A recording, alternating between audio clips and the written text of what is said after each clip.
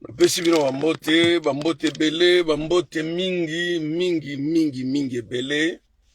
Nakansi na lakaka bino ke na bino kozwa mwa repo, nazwa repo. Nakansi bomona kasu na salaka ba video ya moite, nazwa penda repo. Parce que na travaillé qui dure, même nga mona koma ki épuisé, na koma ki fatigué. OK? Naza na congé na nga. Ba week-end bon moi na osala, ba week-end na osala ba video. Mais ndenge zaki chaque tongo, chaque après-midi wana nde naza na congé. Bomi tongisa nango te. Naza bino rendez-vous za be moko le 20 mai. Le toit le 16, le 20 mai. Tous à la bisonion sur la bouche de métro Château Rouge. Tokutana wana pona marche ya kafu. Iratakate. Tokutana bisonion sur wana le 20 mai. Pona marche ya kafu na bouche de métro Château Rouge. Ou devant la gare de métro Château Rouge. Château Rouge eze siga kobungate. Soza na Bruxelles au komika Château Rouge Paris. Et au peso 3h10. Ouyamba ngoti na Château Rouge. Google la ozalawana comme d'habitude. Na couvrir na ozalawana pour na filmer ba reportage moi ba question makambo belé. Et osala biso bien osakanate. Mbote mama Christine Matondo. Na pesi mbela tozalawana le 20 mai. Lelo toza le 16. Lelo toza mardi le 16. Donc samedi, eza le 20. Le 20 mai, tokuta na biso nyonso wana. Ya bino ndeko Google akozala wana. Mikolo naza na repo, ndenge na ebisage bino, na travailler mingi. Kotanga mingi, kolanda ba reportage, kotanga mingi, ba livre, ba bibliothèque, makambo ebele. Parce que ça l'émission est surtout une émission politique. Et c'est beaucoup de connaissances à la matière. Ouyaga boyeto ya ça l'émission débat ou bien émission ou bien analyse politique au kokate. Et c'est beaucoup de recherches approfondies. Où ils allaient assurer, ils allaient approuver que batu bakoya ko contester. C'est pour cela au monde en est tout ça la mission boye. Ndenge na lobaka na bino ça demande beaucoup de connaissances. Parce que oyaga boeto bandiko yebisa batu makambo esanga motu na makolo. Nga na ba plateforme nyonso ba partageaka be mission nga natanga aka ba commentaire. Natanga ba commentaire na sekaka. Mais je suis pas du genre que au sali commentaire na yo nga na répondre. Non, nga na go répondre te. Bablo wana nga na répondre te. OK? Eza avis na bino. Eza conception na bino nenge bozo monela makambo. Nga na sali analyse. Analyse, eza la dissertation. Il y a un topic ou un thème au bandi ko développer ngo obimisa makambo oyo balobite. Par exemple sur le mariage. Na wobandela on te pour redi amisi esi ayemba ngo libala tuna sango na bawe babalakala. Ba parents na biso babalakala bango ba yebi sekele. Libala ezali loko motema ko kite ezali boy wana ezali développement. Mais na introduction ko banda libala ezali bosangani ya mwasi na mobali bakomi eloko moko po batonga ya bango libota yango babengaka libala. Introduction. Libala ezali nini sikoyo koti na développement. Bani ko expliquer libala makambo ebele bolamu ya libala mbeba ya libala makambo ebele ya libala po batu bayeba eloko yozolobela. Après nasuka osali conclusion to osali oyo tobengaka fin ya exposition osali conclusion oyebisi bato malgré tout bolamu ya libala malamu na yango libala esengeli ko kondima nyonso osali conclusion yango na babengaka analyse de fait. Tant on ça l'émission. Émission yango wana. Donc, ko ça l'émission, c'est pas donné à tout le monde. Ya moni batu mingi bayaka akoloba makambo pamba. Mais tant on pose sala ngo ozokola pe. Tant on sala ngo ozokola. Parce que eloko sozo sala ngo elengi ya motema epesaka envie ya kokende liboso. Lelo be mission mingi na sala bino, je vous dis vrai devant Dieu. Na tanga ngote. C'est-à-dire analyse comment eloko moko et comme eloko la moi métier moko ponanga. Na koya bon le auto solani. Bon le auto sur la Jean-Pierre Bemba. Le auto sur la Jean-Pierre Bemba.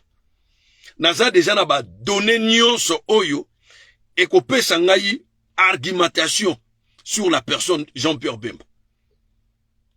Na ko créer autobiographie moko ya muke ya ye. Autana mama boye, autana tata boye, tata na ye kokone zalaki boye na boye, tata na ye yaki na ane boye boye, azalaka boye. Prochainement na ko betela bino pe lisolo ya Jean-Pierre Bemba. Lokola likambo ngwe ye. Ezalaki na mututi hein. Na ko betela bino lisolo moko ya Jean-Pierre Bemba. Na kozala mutali boso na banaliste nyonso. 98% ya bato bayebi Jean-Pierre Bemba te.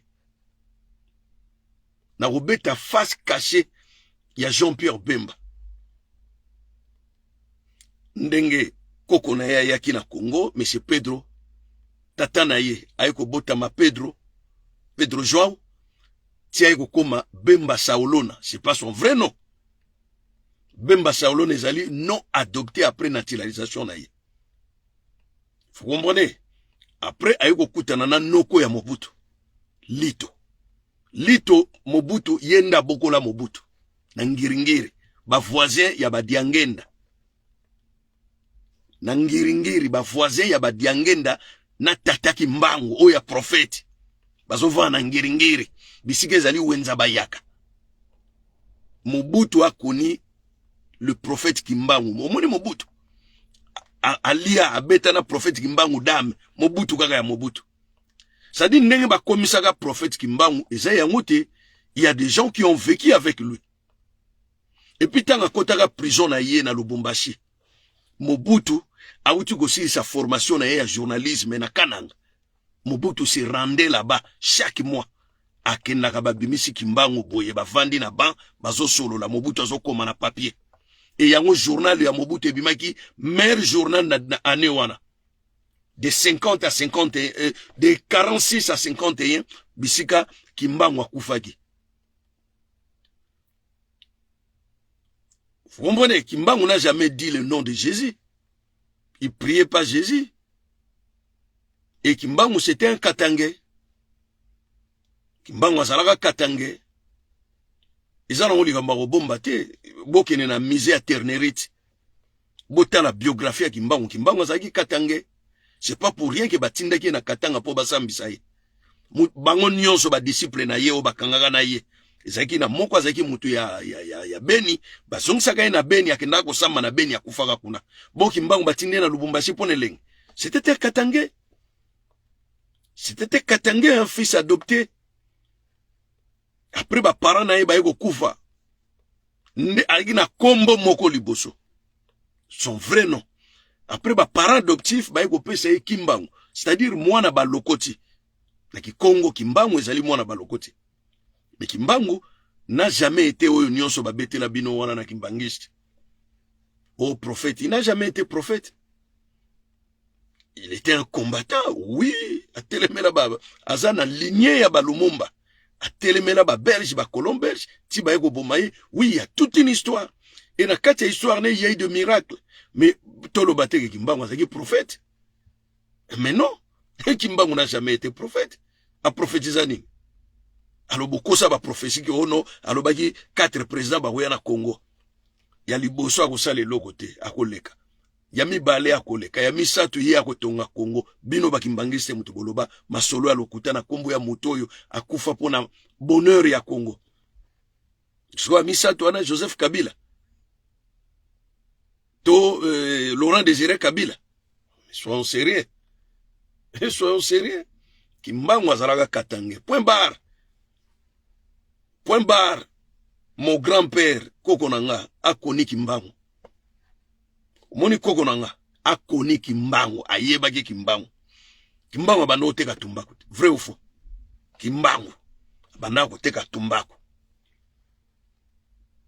Alongwe wana, ake woyeko la musala musala maboko mécanique industriel kobongisaka ba train ba nini akeyo kolangona Onatra bisike ezalaki libongo ya baramoto asilisi pe abandi kosala kaka na Onatra bambose ye aye kosomba ndako wana ezali pembeni na ngeringi yango moni Diangenda après des années aye kotonga kaka ndako na ye wana asombi ba mapango nyonso yalaki wana po ayebi ke bakola wana ekimbangu na jamais été mutakamba na nkamba juste bakenda kosala bilanga bakuti mabela nkamba ezalaki argile ezobota biloko ya malamu te. C'est par là qu'il a béni l'eau de nkamba a bénir mai po ebotisa biloko parce que ba parents na ye bazalaki ba agriculteur ba o babokolaki ye. Kimbangu n'a jamais eu une femme. Kimbangu n'a jamais donné des enfants dans ce monde. Tant que Bakanga est en prison, Kimbangu était jeune, 24 ans d'âge. Jeune garçon. Ba photo nyonso ya batata bomonaka balaitaka maputa, ce n'est pas Kimbangu. Kimbangu fille jeune garçon. Jeune engambe 1m90. Tale ngambe bouki devant Kimbangu. Atigana bozalate batata wana balataka ba maputa baola kisabino tala Kimbangu yeyo, c'est pas lui. C'est pas lui. Alors, beaucoup falsifier. Soyez mon la falsifier l'histoire na biso. Et biso moko soto bani ko falsifier histoire. Et tandis que batu oyo ba monaki Kimbangu bazalaki. Moi quand je grandissais, j'avais de grands-parents na kata quartier bayi Kimbangu bien. Mais bazolinga kobeta histoire te bazo banga Diangenda po Mobutu koboma bango. Il y avait des gens qui connaissaient Kimbangu. Cette Kimbangu azalaki na moi bénédiction en Nzamba pesa qui est pour ko libérer Congo, mais il n'était pas prophète non plus un pasteur atikala côté ate Kimbangu osala makamune ya politique a réunir bato na bandako et ayebi ke loi epekisaki biloko wana ba belge bazo lukaye et jusqu'à ce que de plus en plus bazo kangaye aza osala ba miracle minene ko bunga na ba prison ko sala makamune minene, mais à la fin azwaki condamnation. Mouto a condamné qui est, c'était pas un Belge, c'était un Italien. Un juge d'exécution italien. Ba bengisi spécialement pour nous condamner Kimbangu. Kimbangu a fait 30 ans de prison. 30 ans na prison, il y a 1 mètre carré, il y a Mukebwe. Allah na kaya kugumba mabo. 30 ans na kati. Alors, bon, ça na chance, na yé wolobela masolo Kimbangu te. Pour nana ba master belé ba saba kimbangiste. Même ba beau parents nanga ba saba kimbangiste penda ya souche. Mais ba yebi ki ngai moende ngai côté wana nazana ngati. Côté wana nazana ngati. Biso to zelaki kintwadi. Batu banga basala ba kintwadi. C'était les 3 ministres de Lumumba. O bangaki basala église kintwadi. Ya bonkoko na biso c'était les 3 ministres ya Lumumba oyo babomaka na Lumumba. Babamba, Bakimpa, oyo badiembikisaki na boulevard triomphal. Bangonde balinga ba kosela biso église kintwadi. Mais Diangenda lokwa azalaki pire vieux ya Mobutu. Yepe mutabengisaki Mobutu na Kananga parce que azalaki vice-gouverneur ya Kananga. Diangenda. Grand frère na ye ki solokela azalaki sénateur na kati ya parlement. Le roi bango basaki déjà na ba lien tissé na Mobutu. Yangwano moni ba signaler Mobutu abia no biso bana père bama yona il faut kolongola bango ni okite ba osa l'église mo na kombo père biso bana to bénéficier te. Et Mobutu akosi ki o batoyo de lumumbiste balingi basala coup d'état boyena boye ba diembikisi bango ba bomi bango. Et mutasinyaka ba blogo wana s'appelle Tshisekedi wa Mulumba. Azaki vice-ministre ya justice na simanimi Tshisekedi wa Mulumba. Tala. Nzambela. Na goya. Boyoka ba masolo mabomba mi. Mabomba mi. Tango zoka mabomba mi. E pesa meli na moto nyonso te. Masolo na obeta bino. Léona obeta te, Léona opapula bino ka mwa mafuta ya nzoi na monoko. Vous comprenez? Léona zobete loko mote na opapula bino ka mafuta ya nzoi na monoko. Sukali etikala na bino. Mais na roya obeta lisolo. Et je vais écrire un livre sur le monsieur Kimbangu. Na okoma livre. mikolo ba tout ba okoma ba livre na okoma vrai livre approuvé et vous créez makelele mais je m'en fous pour vérité ko bomba vérité ti wapi alanga nzembo moko aloba lokute yaka na ascenseur vérité yaka na escalier mais koma elakisa bosolo mais il faut to lo baka bosolo mensonge to ko kenango wapi etongi na Kongo te bongo ko tonga milimo na biso na nini soyons sérieux Kimbango botate abala pété vous comprenez Kimbango azalaka na ba parents na ye. Il y a des dossiers même na kati ya hôtel de ville. Omoni Jantini Ngobila. Kimbuta yebiango. Il y a des dossiers. Il y a Léopoldville. Même il y a tout un dossier sur Kimbango et zalaka na hôtel de ville. Tina nenge ba longola ki yango bisige zalaki ba ego tonga ya sika. Ba dossier nyonso ane ezali bien conservé. Ezali. Eh dossier kutu mobimba ya Kinshasa ezali ba dossier oye siko ba ko tonga te oye siko eza mabe oye siko eza ma ezali nyonso yali mais comme ces gens-là balingana na bango ko salela makambo ebele ya malamu te tokenda kana bozoba bo mais il y a des dossiers na oyo ba belge batika ezali ndeko ezali elo mo ezangi te.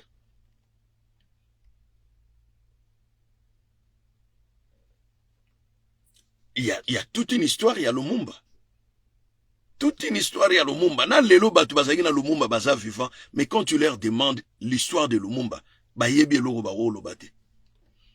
Allez, un sinaïste moko boye haïtien akese la bino film à Lumumba. Oh, voilà Lumumba linga ki mana Zambi, abosana ki mwasi na bana ne ya mwasonga ki akufaki.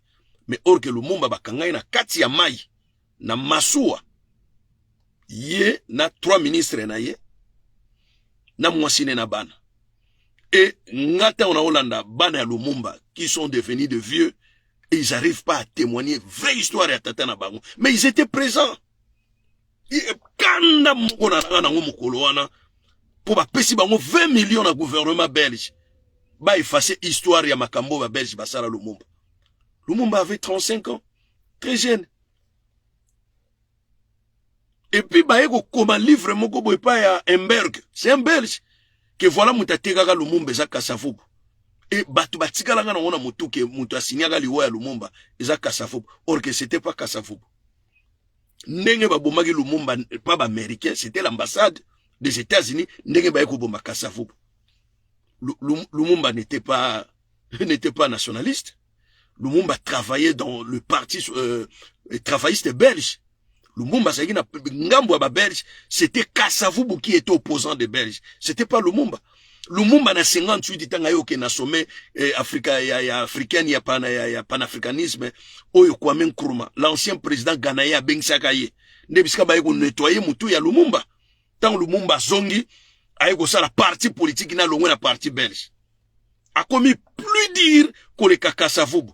Lokola zalaki cadre na poste ya bakoseli makambuke ayibi asali détournement ya mbongo orge Lumumba ayiba kite et mutu alobaki ke table ronde ko sala maté soki Lumumba zate s'appelle Kasavubu na ozong sa bino na histoire di olambela bino histoire na bino olambela bino histoire tozalia wana olambela bino histoire d'ailleurs na 14h tokutana bokia na 14h tokutana bozwa biloko na beta Lumumba na beti Kimbangu na beti Diangenda na beti Kisolokele na bimi na zongi na Lumumba na zongi na Mobutu na bimi na zongi na indépendance na zongi Belgique na zongi na ba musée ya Ternerite na bimisela bino oyo pena boyoka nanu te na ko sukula nyonso ya Kimbangu lelo bakimbangise bomi tungisa matin naza contre bino te bopona nzela na bino.